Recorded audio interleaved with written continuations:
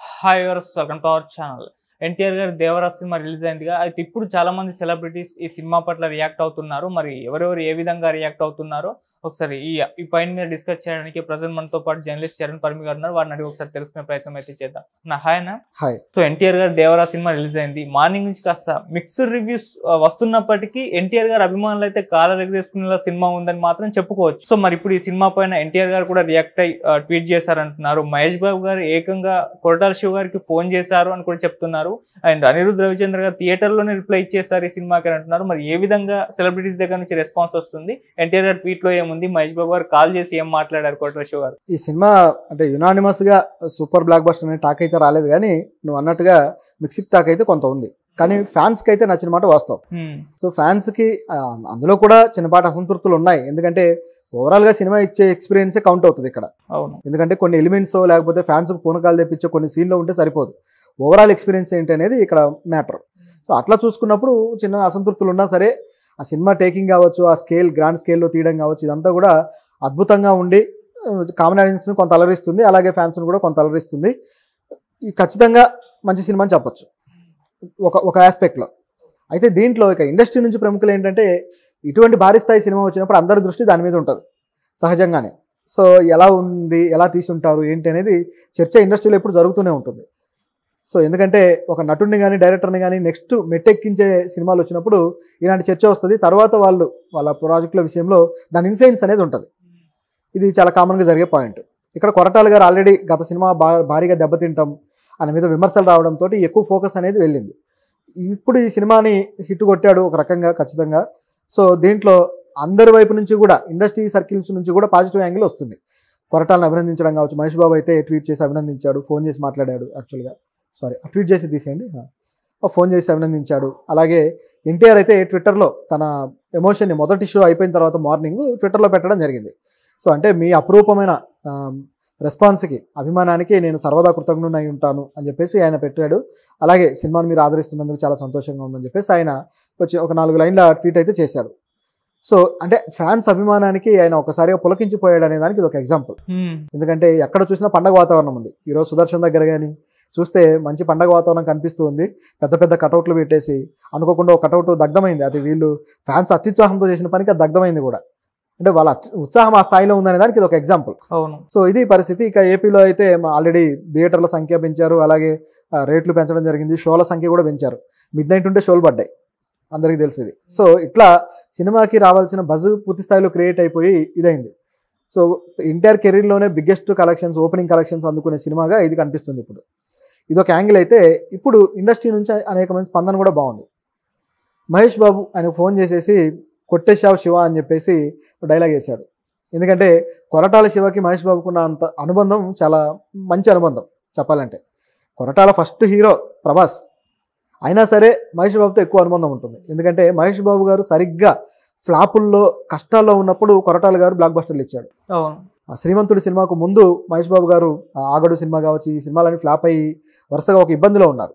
I think ఇది 1 నేనొక్కడినే. ఆ సినిమా కూడా సరిగ్గా ఆడక డిసప్పాయింట్మెంట్లో ఉన్నాడు. ఎలాంటి సినిమా చేయాలి ఏంటి అనే తర్జనభర్జనలో పడుతున్న టైంలో ఈ సినిమా వచ్చింది శ్రీమంతుడు. అద్భుతంగా మహేష్ బాబుకి నిజానికి సోషల్ రెస్పాన్సిబిలిటీ ఉన్న సినిమాలు, ఆ కాన్సెప్ట్లు ఇక్కడ నుంచే స్టార్ట్ అయ్యాయి. ఇప్పటిదాకా పోకిరిలు లేకపోతే అదో రకం క్యారెక్టర్లు, దూకుడులు ఇటువంటివి చేస్తూ వచ్చి బిజినెస్ మ్యాన్లు అంతా ఒక రచ్చరంబోల క్యారెక్టర్లు చేసిన మహేష్ బాబు ఒక్కసారిగా రాముడు మంచిబాలు లాంటి క్యారెక్టర్లోకి ఆయన తీసుకొచ్చింది కొరటాలే. అంత చేంజ్ ఓవర్ ఇచ్చాడు మహేష్ బాబుకి. సో ఆ సినిమా మంచి ఉద్దేశాలతో తీసి ఆ సినిమా మంచి బ్లాక్ బస్టర్ అయింది. అందరూ కూడా ఆ సినిమా థీమ్ని కూడా ఇన్స్పైర్ అయ్యారు. సొసైటీ కూడా మహేష్ బాబుకి ఆ విధంగా రెస్పెక్ట్ పెరిగి కొరటాలకి గౌరవాన్ని పెంచింది. తర్వాత మళ్ళీ మహేష్ బాబు వరుసగా 2 ఫ్లాప్లు ఏమో పడ్డాయి. ఆ తర్వాత మళ్ళీ భర్తని నేనుతో హిట్ ఇచ్చాడు కొరటాల. అలా ఆయనకి ఎప్పుడు ఫ్లాప్ వచ్చినా సరే మళ్ళీ నిలబెట్టడానికి ఇటువైపు కొరటాల ఉండడం అనేది గమనించాం. ఆ బ్రహ్మోత్సవం తర్వాత ఫ్లాపులు తిన్నాక మళ్ళీ ఎవరు ఆదుకున్నారా అని చూస్తే కొరటాల. ఇది సినారియో.